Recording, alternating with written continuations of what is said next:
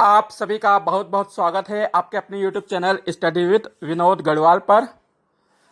मैं आप सभी को हार्दिक नमस्कार करता हूं। आज इस वीडियो में हम कक्षा 11वीं की राजनीति विज्ञान विषय की प्रथम पुस्तक संविधान सिद्धांत और व्यवहार के अध्याय 1 संविधान क्यों और कैसे के महत्वपूर्ण प्रश्नोत्तरों का अध्ययन करेंगे। तो आप सभी विद्यार्थियों से निवेदन है कि अपने कॉपी पेन तैयार करें। जो विद्यार्थी मुझसे जुड़े हुए हैं, लगातार मेरे चैनल को देखते हैं, वे जानते हैं कि इस अध्याय को हमने पहले बहुत विस्तार से पढ़ा है और आई होप, मुझे विश्वास है कि आपको समझ में भी आया होगा। जो विद्यार्थी आज पहली बार इस चैनल पर आए हैं, उन सभी की सुविधा के लिए मैं नीचे डिस्क्रिप्शन बॉक्स में इस अध्याय से जुड़ी लिंक दे रहा हूं। इस अध्याय का अध्ययन हमने 3 भागों में किया था, तो तीनों ही लिंक आपकी सुविधा के लिए नीचे दी जा रही है। आप उनको पढ़ लें, समझ लें, और यदि कोई डाउट्स आपको लगता है तो कमेंट बॉक्स में कमेंट कर दें, तो आपके डाउट्स को मैं क्लियर करूंगा। आज जो हमारा अध्याय है संविधान क्यों और कैसे, इससे संबंधित मैंने सभी प्रश्न तैयार किए हैं मेरे अनुभव के आधार पर, और मुझे विश्वास है कि इस अध्याय में से यही प्रश्न बनते हैं। इसके अतिरिक्त और कोई प्रश्न नहीं बनेगा। यदि फिर भी आपको कोई प्रश्न आता है मेरे प्रश्नों के अतिरिक्त दिमाग में, तो कमेंट करके आप मुझे दें ताकि मैं उसका उत्तर आप तक पहुंचा सकूं। और मेरे द्वारा यह प्रश्न उत्तर दोनों ही आपको दिए जा रहे हैं, तो आप वीडियो को ध्यान से सुनें, कॉपी में नोट करें और वीडियो को अंत तक सुनें ताकि कोई भी प्रश्न आपका छूट ना पाए। चलिए हम शुरू करते हैं। अध्याय 1 संविधान क्यों और कैसे, प्रश्न उत्तर। सबसे पहले हम वस्तुनिष्ठ प्रश्न देखेंगे, फिर 2, 4, 5 आपके सभी पैटर्न्स के प्रश्न उत्तर में यहाँ पर दे रहा हूँ। प्रश्न क्रमांक 1, भारत का संविधान कब बनकर तैयार हुआ? उत्तर, भारत का संविधान 26 नवंबर 1949 को बनकर तैयार हुआ। प्रश्न क्रमांक 2, भारत का संविधान लागू कब हुआ? उत्तर, भारत का संविधान 26 जनवरी 1950 को लागू किया गया। प्रश्न क्रमांक 3, भारतीय संविधान किस योजना का परिणाम है? उत्तर, भारत का संविधान कैबिनेट मिशन योजना का परिणाम है। प्रश्न 4, कैबिनेट मिशन भारत कब आया था? उत्तर, कैबिनेट मिशन सन 1946 में भारत आया था। प्रश्न क्रमांक 5, भारतीय संविधान की पहली बैठक कब आयोजित की गई? यानी कि भारतीय संविधान सभा की पहली बैठक कब आयोजित हुई? उत्तर, भारतीय संविधान सभा की पहली बैठक 9 दिसंबर 1946 को आयोजित की गई। संविधान सभा के अस्थायी अध्यक्ष कौन थे? उत्तर, संविधान सभा की जब पहली बैठक 9 दिसंबर 1946 को आयोजित की गई थी, तब सबसे वरिष्ठ सदस्य डॉक्टर सच्चिदानंद सिन्हा को संविधान सभा का अध्यक्ष बनाया गया था। तो आपका उत्तर क्या होगा? डॉक्टर सच्चिदानंद सिन्हा। प्रश्न, संविधान सभा के स्थायी अध्यक्ष कौन थे? उत्तर, संविधान सभा के स्थायी अध्यक्ष डॉक्टर राजेंद्र प्रसाद थे। 11 दिसंबर 1946 को जब संविधान सभा की दूसरी बैठक आयोजित की गई थी, उसमें डॉक्टर राजेंद्र प्रसाद को स्थायी अध्यक्ष बनाया गया था और इन्हीं के नेतृत्व में संपूर्ण संविधान तैयार किया गया है। प्रश्न अगला, संविधान सभा में उद्देशिका प्रस्ताव किसने प्रस्तुत की थी? उत्तर, संविधान सभा में उद्देशिका प्रस्ताव पंडित जवाहरलाल नेहरू ने प्रस्तुत की थी। प्रश्न, संविधान सभा में उद्देशिका प्रस्ताव कब प्रस्तुत की गई थी? उत्तर, संविधान सभा में उद्देशिका प्रस्ताव 13 दिसंबर 1946 को प्रस्तुत की गई थी। प्रश्न अगला, भारतीय संविधान सभा की मूल सभा में कितने सदस्य थे?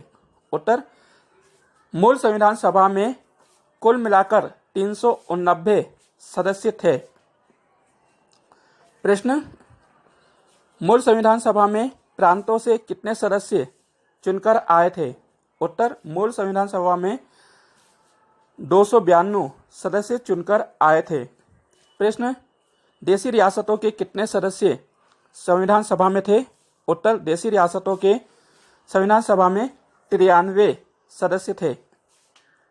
उन 4 स्थानों के नाम बताइए जहां से चीफ कमिश्नरी ने सदस्य भेजे थे। उत्तर, अजमेर, मेवाड़, बलूचिस्तान, कुर्ग और दिल्ली 4 चीफ कमिश्नरी क्षेत्र थे जहां से 4 सदस्य संविधान सभा में चुनकर आए थे। प्रश्न क्रमांक अगला, किसने संविधान सभा का बहिष्कार किया? उत्तर, मुस्लिम लीग ने संविधान सभा का बहिष्कार किया। भारत का विभाजन, प्रश्न अगला है, भारत का विभाजन किस योजना के तहत किया गया? उत्तर, भारत का विभाजन माउंटबेटन योजना के तहत किया गया। प्रश्न, माउंटबेटन योजना कब प्रस्तुत की गई थी? उत्तर, माउंटबेटन योजना 3 जून 1947 को प्रस्तुत की गई थी। भारत का विभाजन कब हुआ? उत्तर, भारत का विभाजन 14-15 अगस्त 1947 को हुआ। प्रश्न, विभाजन के पश्चात संविधान सभा में कुल कितने सदस्य रह गए थे? उत्तर, विभाजन के पश्चात संविधान सभा में 299 सदस्य ही रह गए थे। उत्तर, संविधान सभा के कितने सदस्यों ने भारतीय संविधान पर हस्ताक्षर किए? उत्तर, 26 नवंबर 1949 को संविधान सभा के 284 सदस्यों ने भारतीय संविधान पर हस्ताक्षर किए। प्रश्न अगला, संविधान सभा में अनुसूचित जाति के कितने सदस्य थे? उत्तर, संविधान सभा में अनुसूचित जाति के 28 सदस्य थे। प्रश्न, प्रारूप समिति का अध्यक्ष किसे बनाया गया? उत्तर, प्रारूप समिति का अध्यक्ष डॉक्टर भीमराव अंबेडकर को बनाया गया। प्रश्न, भारत का संविधान किसने बनाया? देखिए, यह ऐसा प्रश्न है जिस पर बच्चे अधिकतर गलती करते हैं। वे लिखते हैं कि डॉक्टर भीमराव अंबेडकर ने संविधान बनाया, जो कि पूरी तरह से गलत है। आपका प्रश्न है, भारत का संविधान किसने बनाया? इसका सही उत्तर है, भारत का संविधान संविधान सभा ने बनाया। प्रश्न, भारतीय संविधान सभा की कुल कितनी बैठकें हुई? उत्तर, संविधान सभा की कुल मिलाकर 166 बैठकें हुई। प्रश्न, संविधान बनने में कितना समय लगा? प्रिय विद्यार्थियों, यह प्रश्न बहुत महत्वपूर्ण है और परीक्षा में अक्सर पूछा ही जाता है। भारतीय संविधान को बनने में कितना समय लगा? उत्तर, भारत के संविधान को बनने में 2 वर्ष 11 महीने और 18 दिन का समय लगा। संविधान में कितने अनुच्छेद थे? उत्तर, 26 नवंबर 1949 को जब संविधान अंगीकृत किया गया, तब संविधान में 395 अनुच्छेद थे। वर्तमान में संविधान में कितने अनुच्छेद हैं? वर्तमान में संविधान में 465 से अधिक अनुच्छेद हैं। मूल संविधान में संविधान की कितनी अनुसूचियां थी? उत्तर, मूल संविधान में संविधान की 8 अनुसूचियां थी। वर्तमान में कितनी अनुसूचियां हैं? उत्तर, वर्तमान में भारतीय संविधान में 12 अनुसूचियां हैं। प्रश्न अगला, संविधान सभा में कुल कितना रुपए व्यय हुआ? उत्तर, संविधान सभा द्वारा संविधान बनाने में लगभग 64 लाख रुपए खर्च किए गए। प्रश्न, भारत का संविधान कैसा संविधान है? उत्तर, भारत का संविधान लिखित एवं निर्मित संविधान है। प्रश्न, उस देश का नाम बताओ जहां का संविधान अलिखित संविधान है। उत्तर, उत्तर होगा इसका ब्रिटेन का संविधान अलिखित संविधान है। तो आप याद रखिएगा कि ब्रिटेन एक ऐसा देश है जहां का संविधान पूरी तरह से लिखा नहीं गया है। किसी एक कठोर संविधान का उदाहरण दो। उत्तर, अमेरिका का संविधान सबसे कठोर संविधान माना जाता है। उस देश का नाम बताइए जहां का संविधान अत्यंत लचीला है। उत्तर, ब्रिटेन का संविधान अत्यंत लचीला है। प्रश्न, संविधान सभा ने विभिन्न मुद्दों पर कितनी समितियों का गठन किया? उत्तर, संविधान सभा ने विभिन्न मुद्दों पर 8 समितियों का गठन किया है। तो प्रिय विद्यार्थियों, ये थे कुछ वस्तुनिष्ठ प्रश्न जो कि बनते हैं, और इसमें एक प्रश्न और बनेगा कि 2 राष्ट्रों का सिद्धांत किसने दिया था? तो 2 राष्ट्रों का सिद्धांत मोहम्मद अली जिन्ना ने दिया था, जिसके चलते ही भारत का विभाजन हुआ। यहाँ पर हमारे वस्तुनिष्ठ प्रश्न खत्म होते हैं। अब हम चलते हैं 2 नंबर, 3 नंबर, 4 नंबर और 5 नंबर के क्वेश्चंस पर। तो हम आगे के क्वेश्चन देखें उसके पहले सभी विद्यार्थियों से निवेदन है कि प्रिय विद्यार्थियों, यदि अभी तक आपने चैनल को सब्सक्राइब नहीं किया है तो वो इसी समय चैनल को सब्सक्राइब कर लें। बेल आइकन का बटन अवश्य दबा दें ताकि आपको नए वीडियो अपलोड होने का नोटिफिकेशन मिल सके और आप समय पर वीडियो सुन सकें। यदि वीडियो पसंद आ रहा हो तो प्लीज़ इसे लाइक और अधिक से अधिक शेयर करना ना भूलें। कमेंट करके बताएं कि वीडियो कैसा लग रहा है। अगला प्रश्न है हमारा, संविधान किसे कहते हैं? तो देखिए, संविधान किसे कहते हैं, इसका उत्तर होगा संविधान उस लिखित दस्तावेज को कहते हैं जिसके द्वारा किसी भी देश का शासन चलाया जाता है, जिसमें नियम, कायदे, कानून, शक्तियों का विभाजन एवं अधिकारों का विवरण मिलता है, संविधान कहलाता है। प्रश्न, भारत ने किस देश से नीति निर्देशक तत्वों की व्यवस्था ली है? उत्तर, भारत ने आयरलैंड के संविधान से नीति निर्देशक तत्वों को संविधान में लिया है। प्रश्न अगला, भारत में मौलिक अधिकारों की व्यवस्था किस देश से ली गई है? उत्तर, अमेरिका के संविधान से मौलिक अधिकारों की व्यवस्था ली गई है। प्रश्न क्रमांक नेक्स्ट, लचीले एवं कठोर संविधान में अंतर बताइए, अथवा लचीला एवं कठोर संविधान किसे कहते हैं? उत्तर, देखिए बहुत आसान उत्तर है इसका। वह संविधान जिसमें आसानी से परिवर्तन हो जाता है, जिसमें आसानी से बदलाव हो जाता है, जिसमें आसानी से संशोधन कर लिया जाता है, उस संविधान को लचीला संविधान कहते हैं। जबकि वह संविधान जिसमें परिवर्तन करना, बदलाव करना काफ़ी मुश्किल होता है, काफ़ी कठिनाई से उसमें संशोधन होता है, उसे हम कठोर संविधान कहते हैं।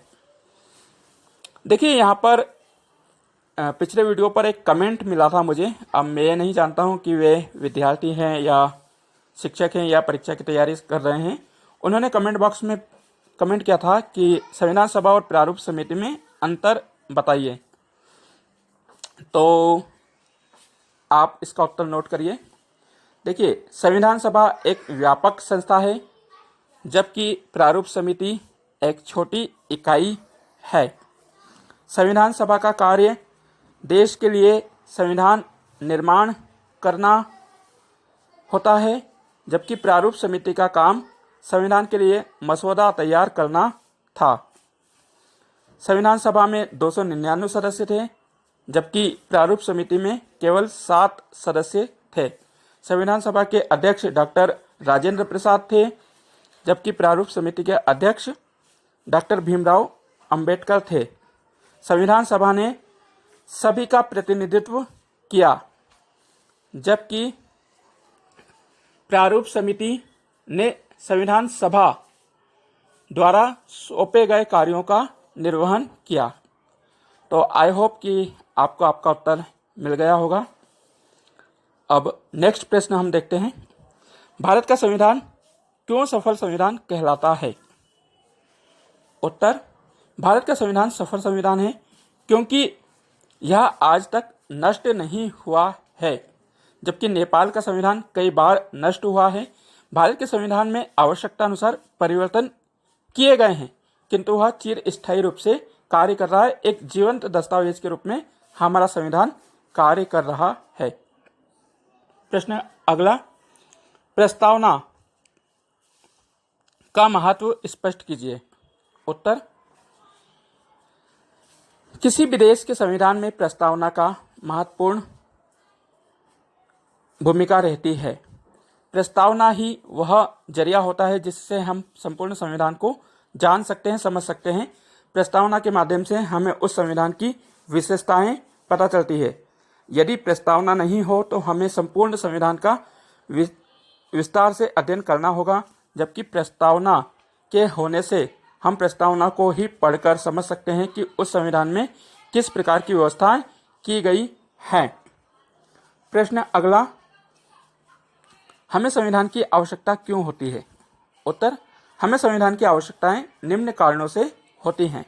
नंबर 1, राष्ट्र में तालमेल स्थापित करने के लिए संविधान की आवश्यकता होती है। समाज के जितने भी समुदाय समूह हैं उन सभी में समन्वय स्थापित करने और न्यूनतम नियमों के लिए हमें संविधान की आवश्यकता होती है। 2, निर्णय निर्माण लेने की विशिष्टताओं के चलते संविधान की आवश्यकता होती है। संविधान ही वह दस्तावेज है जिसके तहत कौन निर्णय करेगा और कैसे विधियों का निर्माण होगा यह पता लगाया जा सकता है, जिस हेतु संविधान की आवश्यकता होती है। सरकार की शक्तियों पर सीमाएं लगाने हेतु संविधान की आवश्यकता होती है। सरकार कौन सा कानून बना रही है, उस कानून का क्या परिणाम होगा, यदि दुष्परिणाम हो रहा है तो उस पर सीमाएं लगाना होगी। सरकार के मनमाने कार्य से रोकने के लिए संविधान की आवश्यकता होती है। जनता की आकांक्षाओं को पूरा करने के लिए संविधान की आवश्यकता इसलिए भी है क्योंकि संविधान के माध्यम से ही जनताओं की आकांक्षाएं पूरी की जा सकती है। राष्ट्र को बुनियादी पहचान दिलाने के लिए, किसी भी राष्ट्र को उसकी बुनियादी पहचान दिलाने के लिए संविधान की आवश्यकता होती है। प्रश्न, संविधान के प्रमुख कार्य लिखिए। उत्तर, संविधान के निम्न कार्य हैं। नंबर 1, समूह, संस्थाओं एवं समुदाय के मध्य तालमेल स्थापित करना। नंबर 2, निर्णय लेने की शक्ति प्रदान करना। नंबर 3, सरकार के मनमाने ढंग से कार्य करने पर प्रतिबंध लगाना, सरकार निरंकुश ना हो इसे रोकने के लिए कार्य करना। नंबर 4, कानून व्यवस्था बनाए रखने के लिए। नंबर 5, जनता की आकांक्षाएं पूरी करने के लिए। नंबर 6, एक देश को सुचारू रूप से चलाने के लिए। प्रश्न अगला, शासन के कितने अंग होते हैं, नाम लिखिए। उत्तर, शासन अथवा सरकार के 3 प्रमुख अंग होते हैं। नंबर 1, व्यवस्थापिका। नंबर 2, कार्यपालिका। नंबर 3, न्यायपालिका। प्रश्न अगला, भारतीय संविधान की प्रमुख विशेषताएं लिखिए। उत्तर, भारतीय संविधान में अनेक विशेषताएं हैं जिनमें से कुछ प्रमुख निम्न हैं। नंबर 1, निर्मित, लिखित एवं व्यापक संविधान। नंबर 2, विश्व का सबसे बड़ा लोकतांत्रिक संविधान। नंबर 3, जन संप्रभुता पर आधारित संविधान। नंबर 4, धर्मनिरपेक्ष राज्य की स्थापना। नंबर 5, संसदीय शासन प्रणाली। नंबर 6, एकहरी नागरिकता। नंबर 7, स्वतंत्र एवं निष्पक्ष न्यायपालिका। नंबर 8, न्याय पुनर्विलोकन का अधिकार। नंबर 9, संसदीय शासन प्रणाली। नंबर 10, संघात्मक शासन व्यवस्था। नंबर 11, मौलिक अधिकार। नंबर 12, नीति निर्देशक तत्व। नंबर 13, मौलिक कर्तव्य। नंबर 4, राष्ट्रपति को आपातकालीन शक्तियां। नंबर नेक्स्ट, निष्पक्ष एवं निष्पक्ष चुनाव आयोग। नंबर नेक्स्ट, नाम मात्र की और वास्तविक कार्यपालिका में अंतर। तमाम भारतीय संविधान में ऐसी विशेषताएं हैं जिनको आप लिख सकते हो। 5 से 6 विशेषता लिखेंगे और आप उसका डिस्क्रिप्शन करेंगे तो आपको पूरे नंबर मिलेंगे। अब एक और महत्वपूर्ण प्रश्न है कि भारतीय संविधान में अन्य देशों से क्या क्या प्रावधान लिए गए हैं। देखिए, ये प्रश्न एक ऐसा प्रश्न है जो कि 3 तरीकों से पूछा जाता है। एक तो यही कि भारतीय संविधान में किन किन देशों से क्या क्या प्रावधान लिए गए हैं। दूसरा, इसको घुमाकर पूछा जाता है कि भारतीय संविधान के स्रोत बताइए। तीसरा, इसी को घुमाया जाता है कि भारतीय संविधान को उधार का थैला क्यों कहते हैं।